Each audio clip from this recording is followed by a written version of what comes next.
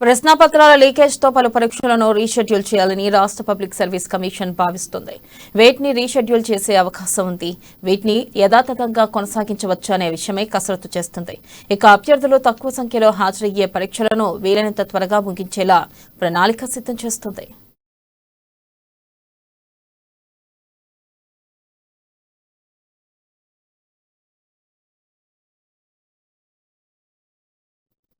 రద్దు చేసిన వాయిదా వేసిన పరీక్షలకు సంబంధించి నెలాఖరులోగా తేదీలను ప్రకటించే అవకాశం ఉన్నట్లు తెలిసింది.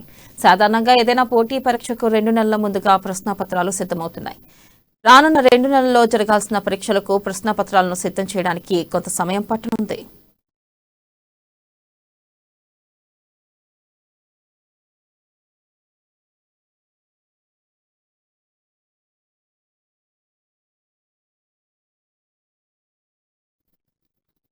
40,000 మంది కన్నా ఎక్కువ మంది అభ్యర్థులు హాజరయ్యే పోటీ పరీక్షలను కమిషన్ ఓఎంఆర్ పద్ధతిలో నిర్వహిస్తుంది. అంతకు తక్కువగా ఉంటే కంప్యూటర్ ఆధారితంగా పరీక్షలు పెడుతుంది. కానీ ఓఎంఆర్ పద్ధతిలో నిర్వహించేందుకు కనీసం 3 నెలల సమయం అవసరం. ప్రశ్నాపత్రం సిద్ధం చేసి ముద్రించి పరీక్షా కేంద్రాల వరకు సరఫరా చేయడానికి సమయం పడుతుంది. ఈ క్రమంలోనే కొన్ని పోటీ పరీక్షలకు ఇప్పటికే దరఖాస్తుల స్వీకరణ ముగిసింది.